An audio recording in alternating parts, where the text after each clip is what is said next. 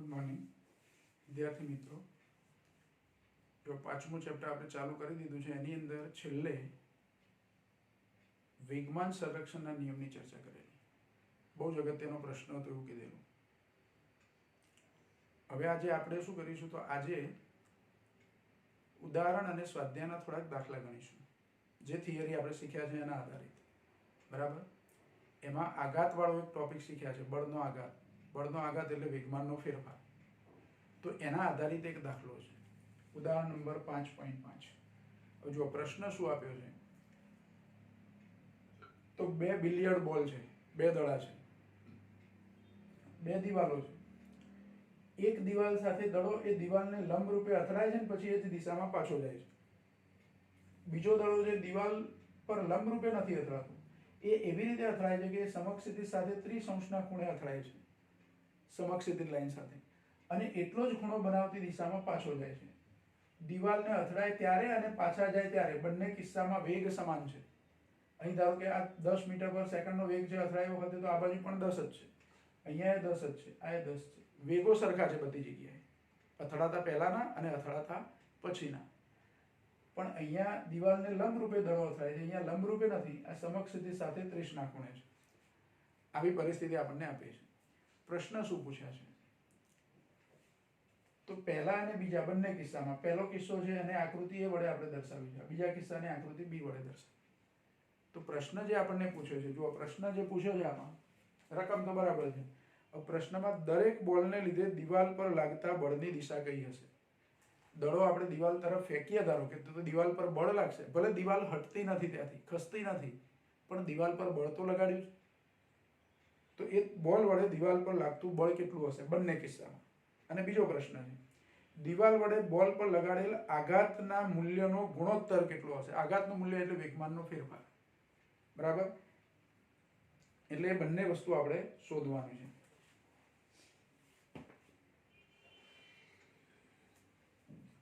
તો જો પહેલા કિસ્સો એક લઈએ આપણે, પહેલી આકૃતિ પ્રમાણે।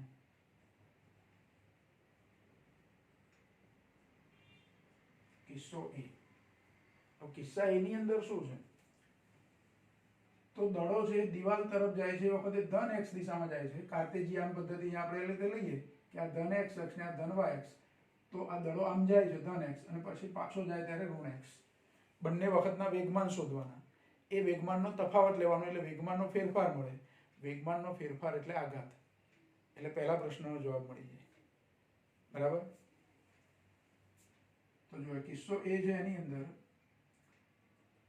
પહેલા તો દળ ધારી લઈએ આપણે। ધારો કે દડાનું દળ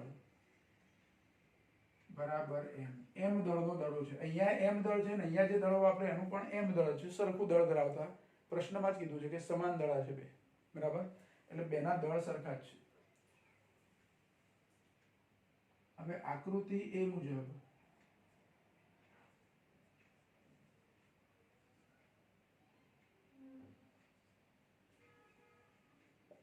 દડાનો પ્રારંભિક વેગ, એ પ્રારંભિક વેગના પાછા બે ઘટક, px બરાબર mv, અને v ને બદલે આપણે અહીંયા વેગ કયો લીધો છે u, એટલે mu।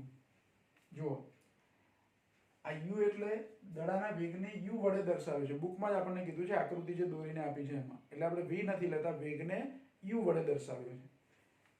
તો px વેગમાન છે, p બરાબર mv સૂત્ર પરથી mu, આ પ્રારંભિક વેગ થયું, એટલે પ્રારંભિક વેગના ઘટકો આવું લખીએ આપણે મુજબ દડાના પ્રારંભિક વેગના ઘટકો। તો x ઘટક mu છે, y ઘટક કેટલો થાય, તો 0 થાય। કેમ y ઘટક 0 થાય, તો દડો કઈ દિશામાં ગતિ કરે છે, x અક્ષની દિશામાં। જે સદિશ x અક્ષ પર હોય, વેગમાન એટલે સદિશ રાશિ, x અક્ષ પર હોય એનો y ઘટક 0 હોય, એટલે અહીંયા y ઘટક 0 મળે। એ રીતે અંતિમ વેગના ઘટકો, સોરી પ્રારંભિક વેગમાનના ઘટકો એવું લખવાનું છે આપણે, પ્રારંભિક વેગમાનના ઘટકો, અહીંયા અંતિમ વેગમાનના ઘટકો, તો એ px બરાબર px ડેશ કહું તો માઇનસ mu, અને એ વેગમાનનો y ઘટક લઉં તો પીવાય ડેશ કહું તો એ 0 થાય. એટલે જુઓ વેગમાનના y ઘટકમાં તો 0 જ છે, માત્ર x ઘટક છે. અને વેગમાનનો ફેરફાર એટલે બળનો આઘાત. એટલે અહીંયા વેગમાનનો ફેરફાર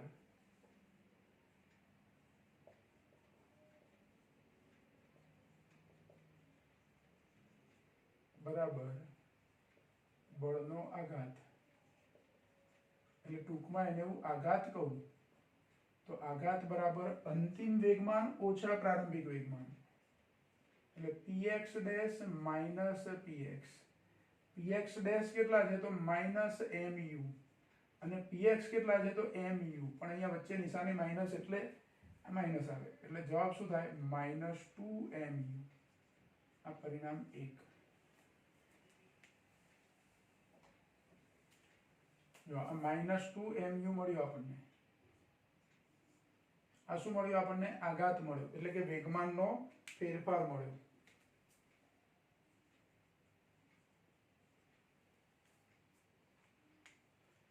એટલે આઘાત આપણને મળે છે -2mu જેટલો, અથવા વેગમાનનો ફેરફાર મળે છે -2mu. પણ આ કોના વેગમાનનો ફેરફાર આપણે શોધ્યો? કોણ ગતિ કરે છે? તો દડો.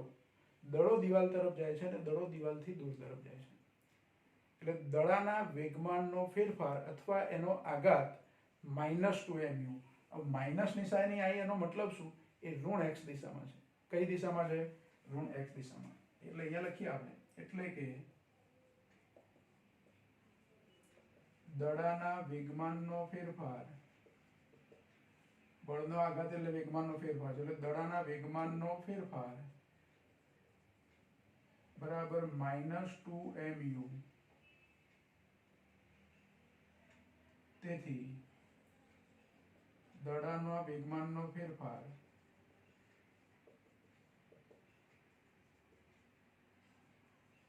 ઋણ x દિશામાં છે. એટલે દિવાલ વડે દડા પર લાગતું બળ ઋણ x દિશામાં છે.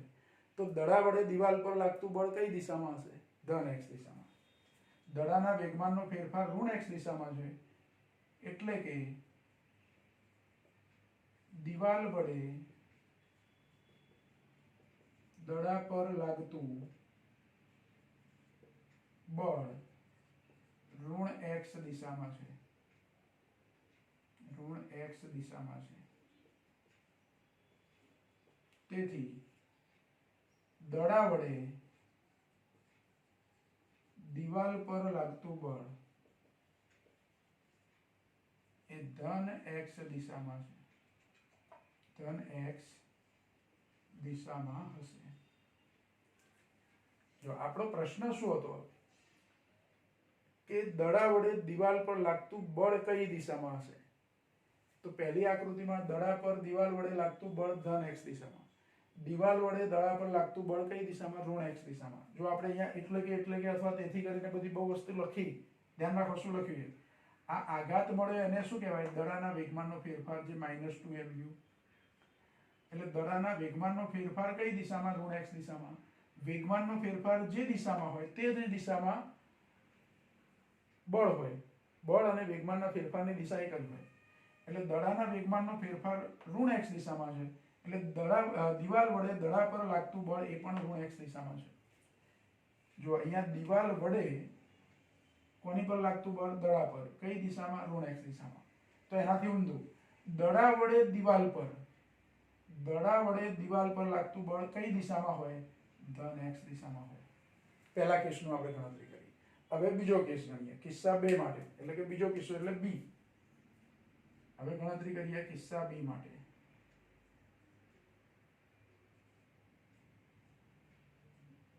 બરાબર. બીજો કિસ્સો. એમાં દડાનું દળ તો એટલું જ છે. પણ હવે પ્રારંભિક વેગમાનના ઘટકો અને અંતિમ વેગમાનના ઘટકોમાં px અને py. અહીંયા py 0 હતો, આમાં px પણ 0 નહીં હોય, py પણ 0 નહીં હોય. એ કેવી રીતે હશે? તો જો આકૃતિ પરથી આપણે ઘટકો સમજવા છે. ધારો કે આ પ્રારંભિક વેગનો સદિશ છે. અહીંયા આ સદિશ છે. તો એનો એક ઘટક મને આ બાજુ મળે, વેગમાનનો એક ઘટક આ બાજુ મળે જેને px કહી દઉં, અને વેગમાનનો એક ઘટક આ બાજુ મળે એને py કહી દઉં. આ પ્રારંભિક થયા, અથડાયા પહેલા, બરાબર. વેગમાનનો x ઘટક કઈ તરફ છે? ધન x દિશામાં. પણ વેગમાનનો y ઘટક કયો છે? ધન y કરતા વિરુદ્ધ દિશામાં છે, એટલે ઋણ y દિશામાં છે. પછી આ જે આ બાજુ જે દળો જાય છે એના બે ઘટકોમાં x ઘટક આ બાજુ મળે, એટલે px ડેશ કહી દઉં ધારો કે આને, અને અહીંયા ધારો કે આ બાજુ મળે, આ બાજુ મળે એને હું py ડેશ કહી દઉં. શું કહી દઉં? py dash. હવે અહીંયા જુઓ, આ ખૂણો 30 નો છે તો એનો યુગ્મ કોણ અહીંયા થાય, એટલે આ ખૂણો 30 થાય, એ 30 નો ખૂણો થાય. એ રીતે અહીંયા આ 30 નો ખૂણો છે તો એનો યુગ્મ કોણ, હવે આ 30 નો ખૂણો છે એટલે અહીંયા યુગ્મ કોણ નહીં પણ આ અનુકોણો થાય, આ 30 નો ખૂણો થાય. હવે એના ઘટકો લખીએ કે આકૃતિ બી માં દર્શાવ્યા મુજબ, બી માં દર્શાવ્યા મુજબ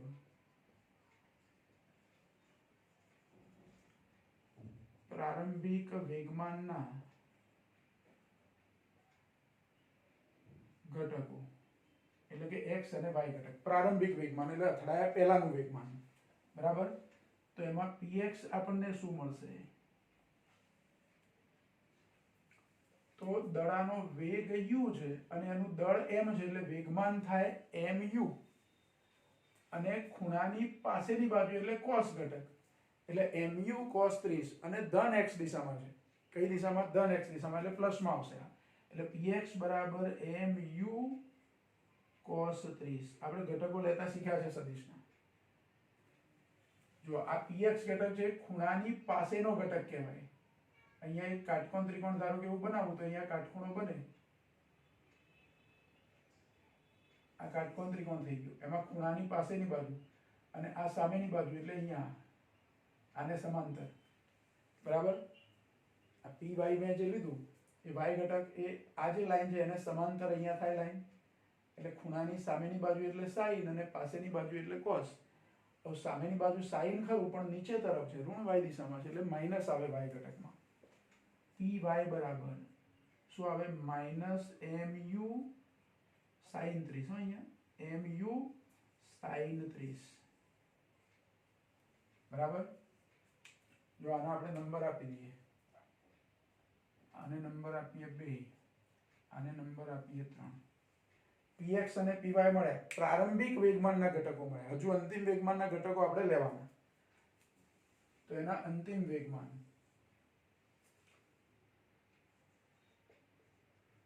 અંતિમ વેગમાનના ઘટકો, તો એમાં px ડેશ કહીએ, અંતિમ વેગમાન છે એટલે એને, બરાબર. આમ તો બેનું મૂલ્ય સરખું હોય, ખાલી વિરુદ્ધ દિશા હોય એટલું જ. જુઓ, આ px આ દિશામાં છે, px ડેશ આ દિશામાં છે, એટલે નિશાની કઈ આવશે?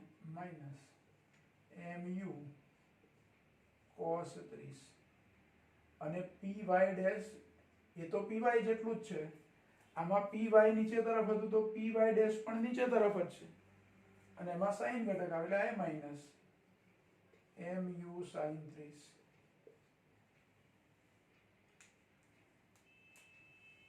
આ નંબર 4 અને આ નંબર 5.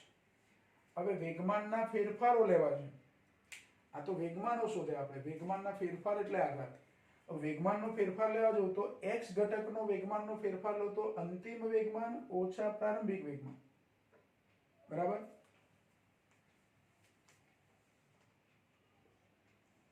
એટલે વેગમાનના ફેરફારના ઘટકો, ધારો કે એ ફેરફાર છે અહીંયા જેવી રીતે આઘાત લખ્યો એવી રીતે જ, બરાબર. તો આઘાત કરો પણ વેગમાનનો ફેરફાર છે એનો કયો ઘટક લેવાનો છે? x ઘટક. અહીંયા પહેલા આપણે x ઘટક એવું લખીએ.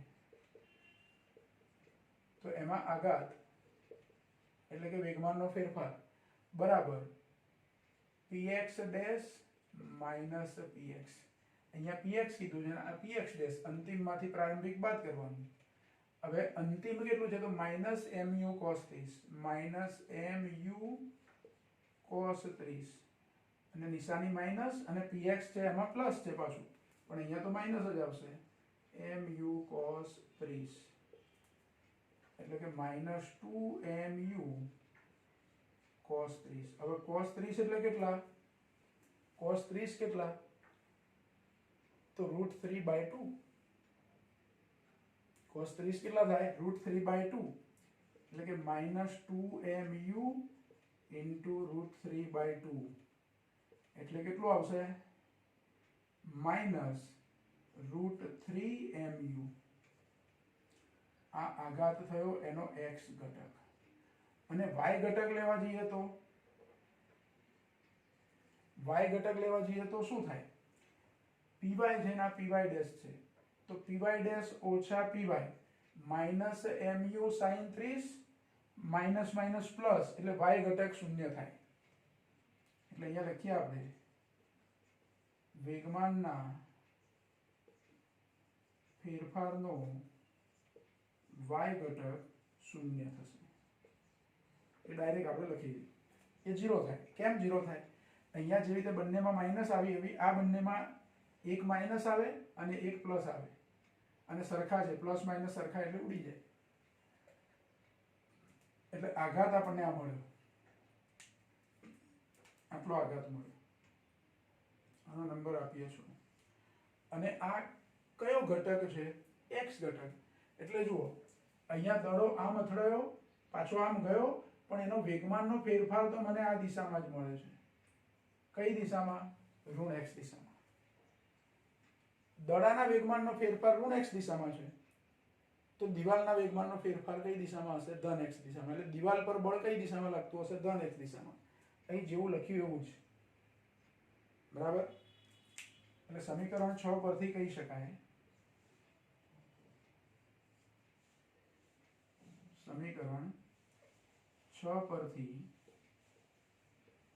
કહી શકાય કે સીધું જ લખું છું હવે, દિવાલ પર લાગતું બળ એ ધન x દિશામાં હશે.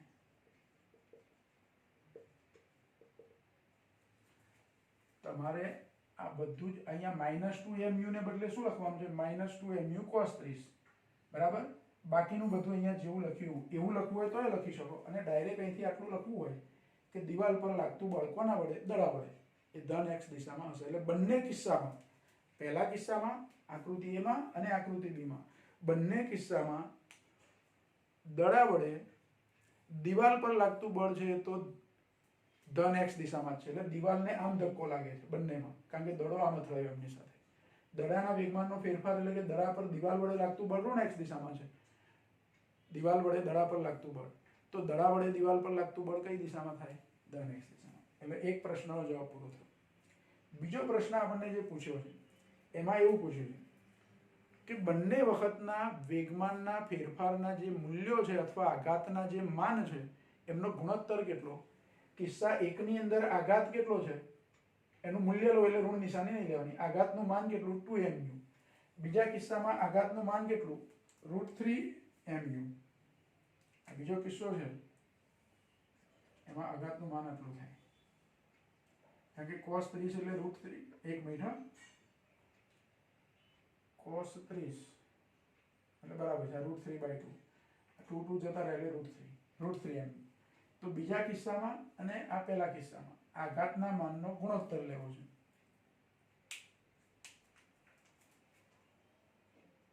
એટલે આ બીજા પ્રશ્નનો જવાબ મળે છે.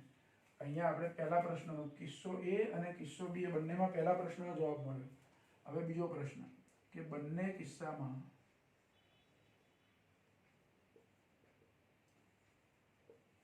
આઘાતના માનનો ગુણોત્તર બરાબર 2mu upon √3mu. અહીં 2mu હતું અને માન છે એટલે ઋણ નિશાની લેતા નથી, તો 2mu upon √3mu એટલે શું થશે? 2/√3. આટલો ગુણોત્તર આવશે. એટલે બંને કિસ્સામાં આઘાતના માનનો ગુણોત્તર 2/√3 મળશે આપણને. અને 2/√3 લેવું હોય તો 2/1.73 એટલે જે આવે તે જવાબ, અથવા એવું ના લખો તો ચાલે. એટલે આઘાતના માનનો ગુણોત્તર થયો.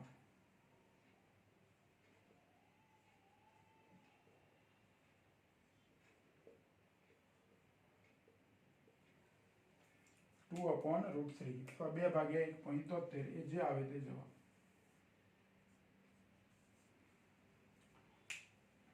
જો એટલે આ આઘાતનો પ્રશ્ન હતો અથવા વેગમાનના ફેરફારનો પ્રશ્ન હતો. બીજું, અહીંયા બળ કેટલું લાગે છે એ શોધવું હોય તો સંપર્ક સમય જો આપણને આપ્યો હોત, સંપર્ક સમય આપ્યો હોત તો બળ કેટલું છે એ પણ શોધી શકાય. ધારો કે દડાનું દળ આપી દીધું છે, એનો વેગ આપી દીધો છે. દડાનું દળ ધારો કે 150 ગ્રામ છે, એનો વેગ છે 2 સેન્ટીમીટર પર સેકન્ડ છે અથવા 10 સેન્ટીમીટર પર સેકન્ડ, એવું કંઈ પણ મૂલ્ય આપ્યું અને દિવાલ સાથે દડાનો સંપર્ક સમય આપ્યો હોત તો આ બળ કેટલું લાગે છે તે પણ આપણે શોધી શકીએ. વેગમાનનો ફેરફાર બરાબર F ડેલ્ટા ટી, આ સૂત્રનો ઉપયોગ કરી અને ડેલ્ટા ટી એટલે સંપર્ક સમય શોધી શકીએ. પણ અહીંયા બળ શોધી શકીએ સંપર્ક સમય આપ્યો હોય તો. પણ સંપર્ક સમય આપ્યો નથી એટલે બળ ના મળે, પણ બળની દિશા તો મળી જ ગઈ આપણને કે દડા વડે દિવાલ પર બળ લાગે છે કઈ દિશામાં લાગે છે? ધન x અક્ષની દિશામાં. એટલે પહેલા બરાબર ધ્યાનથી આ દાખલો તમે જોઈ લેશો અને પછી આ જેવું લખાણ આપણે લખ્યું છે એ પ્રમાણે તમે લખી દેશો.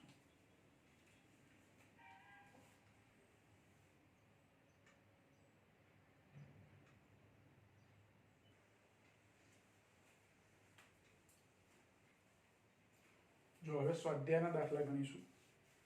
એમાં પહેલા 1 થી 4 છે, એમાં ખાલી પ્રશ્નોના જવાબ આપવાના છે એટલે પછી સોલ્વ કરીશું. સ્વાધ્યાયનો દાખલા નંબર 5.5. હવે જો એમાં એ વિગતો આપણે લખી દીધી છે. પ્રશ્ન શું આપ્યો છે? તો એક પદાર્થ છે જે પ્રારંભમાં 15 મીટર પર સેકન્ડના વેગથી ગતિ કરે છે.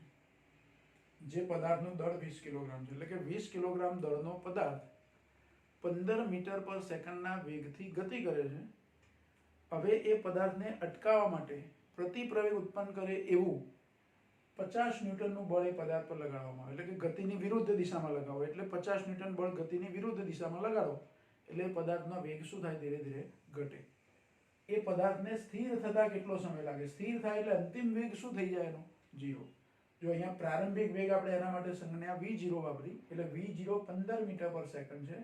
છેવટે એ પદાર્થ સ્થિર થાય છે અમુક સમયે, તો અંતિમ વેગ એનો 0 થાય. પદાર્થનું દળ 20 કિલોગ્રામ છે અને એ પદાર્થ પર ગતિ અવરોધક બળ, ગતિની વિરુદ્ધ દિશામાં લાગતું બળ એ 50 ન્યૂટન છે. એટલે આ બળને હું માઇનસમાં લખું. માઇનસ લખું એનો મતલબ કે બળ ગતિની વિરુદ્ધ લાગ્યું છે. બરાબર? એટલે ગતિને અવરોધતું બળ છે, પ્રતિપ્રવેગ ઉત્પન્ન કરતું બળ છે. તો એ પદાર્થને સ્થિર થવા કેટલો સમય લાગશે? એટલે આ કયા ટાઈપનો પ્રશ્ન થયો તે? તો ન્યૂટનનો ગતિનો બીજો નિયમ, જેમાં સૂત્ર આપણે લઈએ છીએ F બરાબર ma. આના આધારિત પ્રશ્ન અને જેમાં a પ્રવેગ એ અચળ છે. અચળ પ્રવેગી ગતિનો પ્રશ્ન થયો. ન્યૂટનનો ગતિનો બીજો નિયમ અને અચળ પ્રવેગી ગતિ બંનેનો ઉપયોગ થાય એ ટાઈપનો આ દાખલો થયો. બરાબર? તો પહેલા તો ન્યૂટનના ગતિના બીજા નિયમ પ્રમાણે પદાર્થનું દળ આપ્યું છે અને એની પર લાગતું બળ આપ્યું છે એટલે આપણને એનો પ્રવેગ મળી જાય.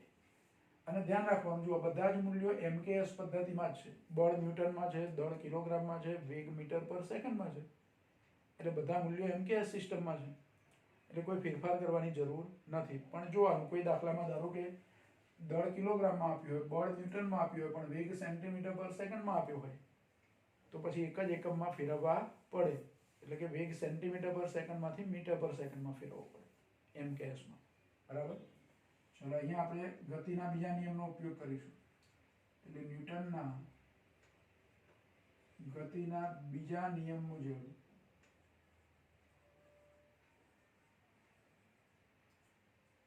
F બરાબર ma માટે a બરાબર સૂત્ર કયું થાય? F/m. બરાબર? F કેટલા છે? -50. m કેટલા છે? 20. બરાબર? એટલે 5/2, 0 0 જતા રહે એટલે 5/2 એટલે 2.5. પણ આ પ્રવેગ એ પ્રતિપ્રવેગ એટલે માઇનસમાં જવાબ આવે. -2.5 મીટર પર સેકન્ડ સ્ક્વેર. આ શું મળી ગયું આપણને? પદાર્થનો પ્રવેગ, જે ઋણ છે એટલે કે પદાર્થના વેગમાં ઘટાડો કરે છે. વેગમાં ઘટાડો કરતો પ્રવેગ છે. હવે જો પ્રવેગ આપણને મળી ગયો, અંતિમ વેગ 0 છે એવી ખબર છે, સ્થિર થવાનું છે. પ્રારંભિક વેગ આપ્યો છે, સમય શોધવો છે. અચળ પ્રવેગી ગતિના આપણા જે સૂત્રો છે 4 સૂત્રો આપણે જે કહીએ છીએ મુખ્ય 3 સૂત્રો, તો એ 3માંથી પહેલું સૂત્ર આપણે વાપરીએ તો આપણને જવાબ મળી જાય v બરાબર v0 પ્લસ at. આ સૂત્રનો ઉપયોગ આપણે કરીએ અચળ પ્રવેગી ગતિ માટે. અચળ પ્રવેગી ગતિ માટે v બરાબર v0 પ્લસ at. અંતિમ વેગ 0 છે એટલે અહીંયા v ની જગ્યાએ 0. v0 આપ્યા છે આપણને 15 માઇનસ a નું મૂલ્ય 2.5. આપણે માઇનસ કેમ કર્યા? a બરાબર માઇનસમાં છે એટલે ઇન્ટુ t સમય. માઇનસ 2.5 ને હું બીજી બાજુ લઈ જાઉં તો પ્લસ થઈ જાય એટલે 2.5 t બરાબર 15. આવું થાય 2.5 t બરાબર 15. તો t બરાબર 15 ભાગ્યા 2.5 બરાબર 15 ભાગ્યા 2.5 જે આવે તે 6 આવશે. 15 ભાગ્યા 2.5 એટલે 6 સેકન્ડ થાય. એટલે t બરાબર 6 સેકન્ડ. એટલે પદાર્થને સ્થિર થવા માટે કેટલો સમય લાગ્યો? તો 6 સેકન્ડમાં એ પદાર્થ સ્થિર થશે. જો 2 માર્કમાં પૂછી શકાય એવો પ્રશ્ન. એક પ્રશ્ન પૂછ્યો હતો કે એને સ્થિર થવા કેટલો સમય લાગે? તો સ્થિર થવા માટે 6 સેકન્ડ લાગે. પણ એ શોધવા માટે આપણે F બરાબર ma નો ઉપયોગ કરીને પહેલા પ્રવેગ શોધી કાઢ્યો. પ્રવેગ શોધો પછી આ સૂત્રનો ઉપયોગ કરીને તમે સમય શોધી શકો. બરાબર. ચલો બીજો એક પ્રશ્ન ગણીએ. સ્વાધ્યાયનો જ છે, દાખલા નંબર 5.6. અહીંયા જ ગણીએ આપણે.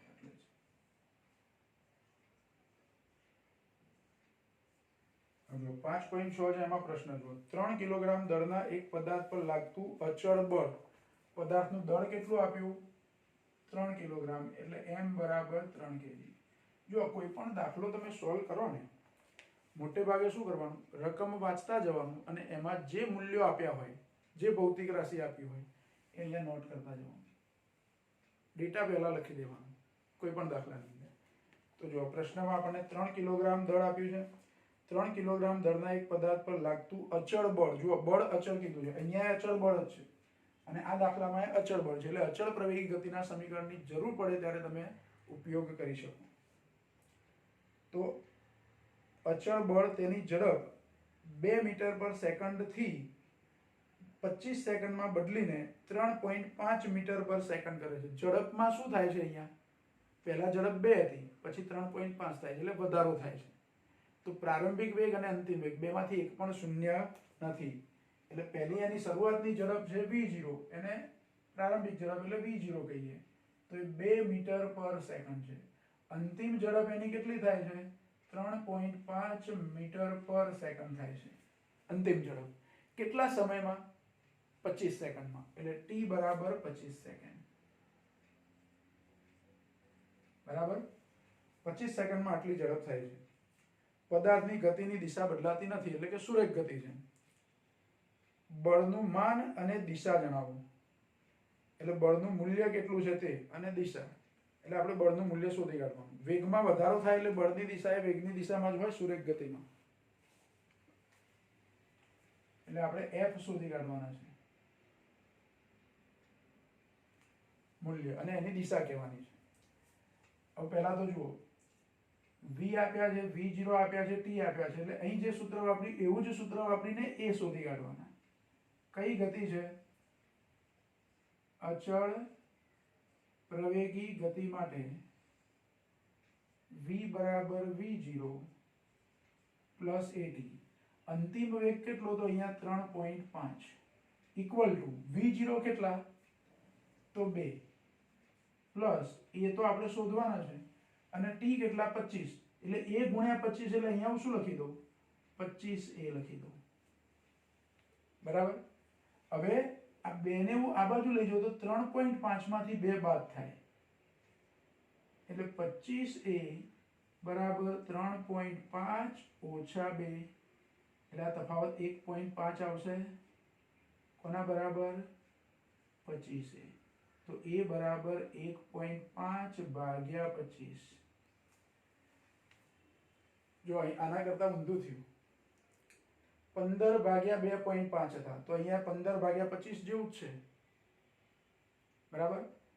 પણ 1.5 ભાગ્યા 25 છે 15 ને બદલે, એટલે આનો જવાબ 0.06 એવો કદાચ આવશે. જો આપણે શોધીએ 1.5 ભાગ્યા 25, 1.5 ભાગ્યા 25 એટલે 0.06. આનો પ્રવેગ કેટલો થશે? 0.06. એ બરાબર મીટર પર સેકન્ડ સ્ક્વેર. પ્રવેગ છે એટલે એનો એકમ શું આવશે? મીટર પર સેકન્ડ સ્ક્વેર.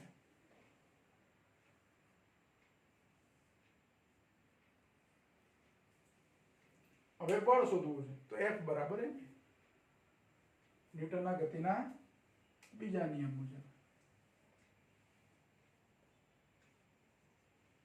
ન્યૂટનના ગતિના બીજા નિયમ મુજબ F બરાબર ma. m કેટલા આપ્યા છે? 3 ગુણ્યા a કેટલા? તો 0.06 એટલે 0.18 થાય.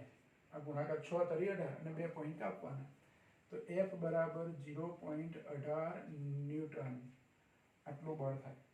અને બળની દિશા એ વેગની દિશામાં હશે. કેમ કે વેગમાં વધારો થાય છે.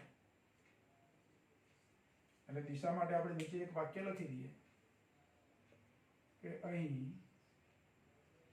પદાર્થના વેગમાં વધારો થતો હોવાથી બળની દિશા એ પદાર્થના વેગની દિશામાં હશે. જો પહેલા પ્રશ્નમાં જે ગણતરી હતી એમાં બળ ઋણ લીધેલું આપણે, કારણ કે વેગમાં ઘટાડો 15 થી ઘટીને 0 થતો હતો.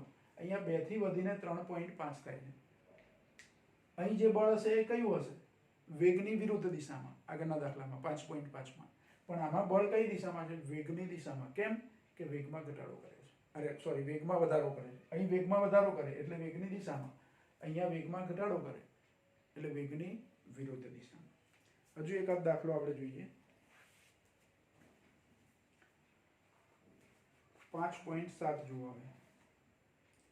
હવે 5.7 ની અંદર પ્રશ્ન આપ્યો છે આપણને કે 5 કિલોગ્રામ દળના એક પદાર્થ પર પરસ્પર લંબ એવા બે બળો 8 ન્યૂટન અને 6 ન્યૂટન લાગે છે.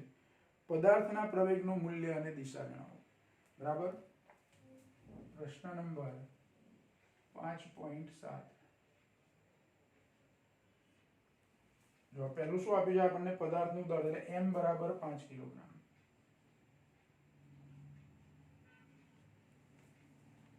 હવે એ પદાર્થ પર પરસ્પર લંબ એવા બે બળો છે 8 ન્યૂટન અને 6 ન્યૂટન. બે બળો છે એટલે પહેલા બળને હું કહી દઉં F1 જે 8 ન્યૂટન છે અને બીજું બળ છે એને કહી દઉં F2 જે 6 ન્યૂટન છે. બરાબર. તો આને આધારે આપણે પ્રવેગ કેટલો હશે એ શોધવાનું ને પ્રવેગની દિશા કઈ હશે તે શોધવાનું. હવે પરસ્પર લંબ બળો છે એટલે જો અહીંયા હું સહેજ આકૃતિ દોરીને બતાવું તમને કે એક પદાર્થ પર બે બળો જે લાગે છે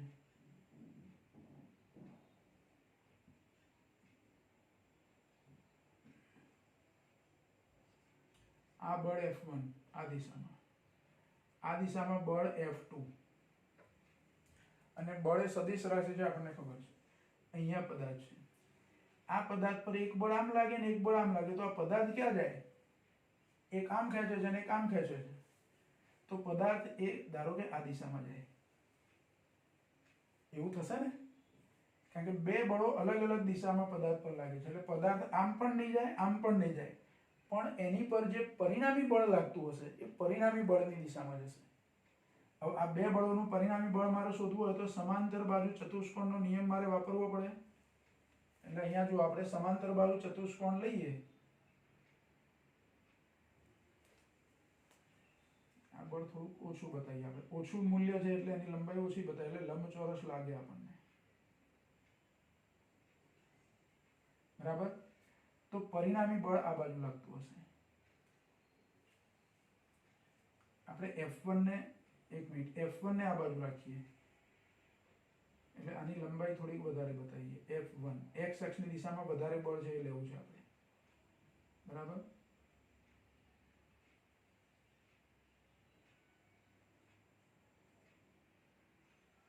આ બાજુ F1 અને આ બાજુ બળ F2. જો ગમે તે લઈ શકાય. તમને તો પાછું એવું થાય કેમ આવું કરી દીધું, તો મારે F1 x અક્ષ ઉપર લેવું છે એટલે, બાકી ગમે ત્યાં લઈ શકો તમે. એટલે જુઓ સમાંતર બાજુ ચતુષ્કોણ થયો, એમાં આ બે જે બિંદુએથી બે બળો આપણે દોર્યા છે એમાંથી પસાર થતો વિકર્ણ એટલે પરિણામી બળ F, બરાબર. તો અહીં તો વાસ્તવમાં કાટકોણ ત્રિકોણ થઈ ગયો. એટલે આ બળ F1 છે, આ બાજુનું બળ, આ બાજુનું F2 છે, તો એના જેટલી જ લંબાઈ મને અહીંયા મળે, ભલે મારે એક્ઝેક્ટ આકૃતિ ના આવતી હોય. આ F2 હોય તો આ પણ શું હોય, F2 હોય, બરાબર. એટલે આ આકૃતિમાં દર્શાવ્યા પ્રમાણે પરિણામી બળ એટલે F² એ આ બે બળોના વર્ગના સરવાળા જેટલું થાય અને પછી એનું વર્ગમૂળ લઈએ એટલે F મળે. એટલે પાયથાગોરસનો ઉપયોગ કરવો પડે. એટલે પરિણામી બળ પહેલા મારે F શોધી કાઢવાનું, આ બેનો ઉપયોગ કરીને. F મળે એટલે F બરાબર ma પરથી a મળી જાય. અને પરિણામી બળ છે એ F1 સાથે ધારો કે θ ખૂણો બનાવે છે તો એ θ પણ આપણે શોધી શકીએ, બરાબર. એટલે આકૃતિ પરથી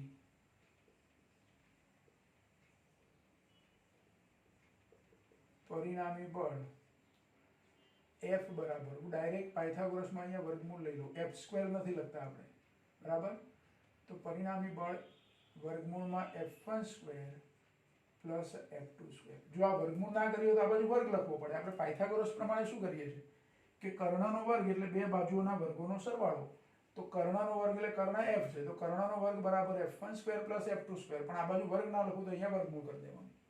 આટલું તો ખબર પડે આપણને.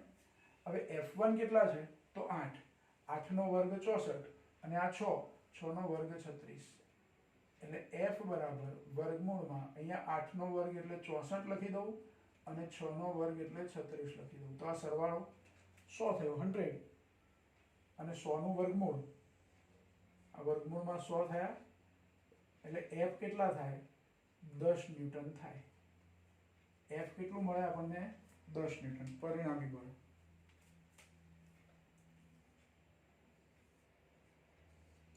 હવે ન્યૂટનનો ગતિનો બીજો નિયમ F બરાબર ma. ન્યૂટનના ગતિના બીજા નિયમ મુજબ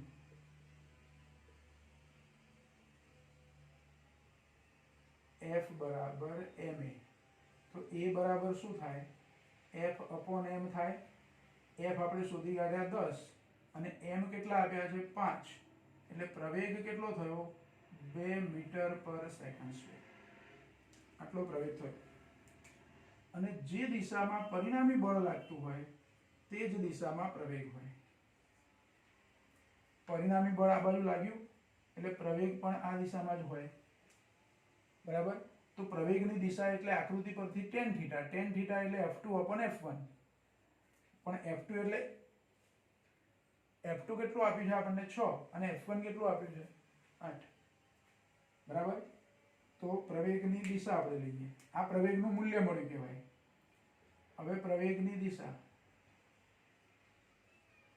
તો એ પણ આકૃતિ પરથી tan θ બરાબર શું, તો સામેની બાજુ એટલે 6 ભાગ્યા પાસેની બાજુ એટલે 8, બરાબર.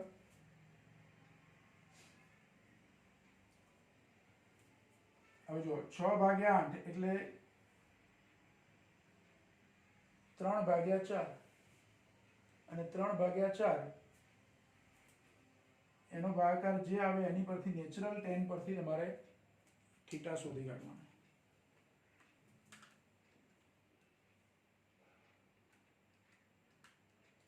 એટલે 0.75 નેચરલ ટેન્જન્ટમાં 0.75 આપણે શોધી કાઢવાના.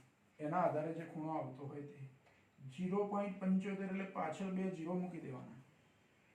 કારણ કે આપણે કોષ્ટકનો ઉપયોગ કરીએ લોગ ટેબલનું તો એમાં 4 આંકડા હોય દશાંશીના પછી, બરાબર.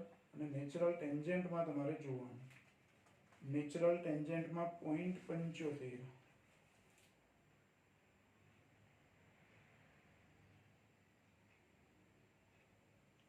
તો 0.7508 છે ને એની પહેલા 0.7481 છે.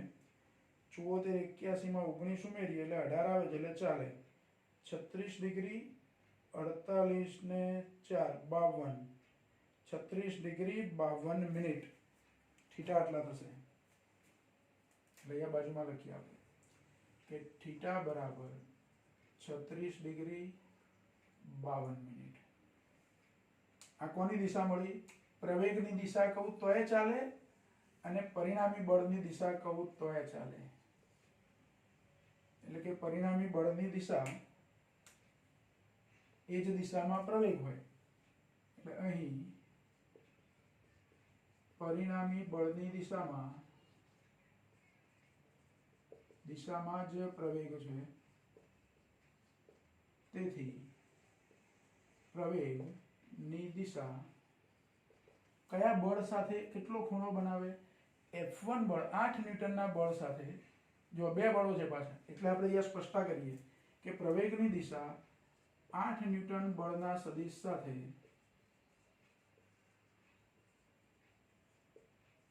36 ડિગ્રી 52 મિનિટ નો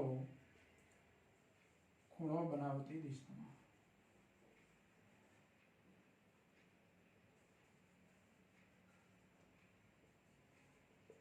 છેલ્લે આપણે લખી દઈએ પરિણામી બળની દિશામાં જ પ્રવેગ છે એટલે પ્રવેગની દિશા એ 8 ન્યૂટન બળના સદિશ સાથે 36 ડિગ્રી 52 મિનિટનો ખૂણો બનાવતી દિશામાં હશે. આવું કહી શકાય. બરાબર. એટલે જો સ્વાધ્યાયમાંથી આપણે દાખલા કયા કયા ગણ્યા? 5.5, 5.6 અને 5.7. બરાબર. આજનું કામ અહીંયા સુધી આપણે સ્ટોપ કરીએ છીએ. ઉદાહરણનો એક દાખલો ગણ્યો અને સ્વાધ્યાયના આપણે 3 દાખલા ગણ્યા એટલે આજના આપણા 4 દાખલા થયા. બરાબર ધ્યાનથી આ જોઈ લેજો અને જેવું આપણે અહીંયા લખ્યું છે એ પ્રમાણે તમારે નોટબુકમાં લખી દેવાનું.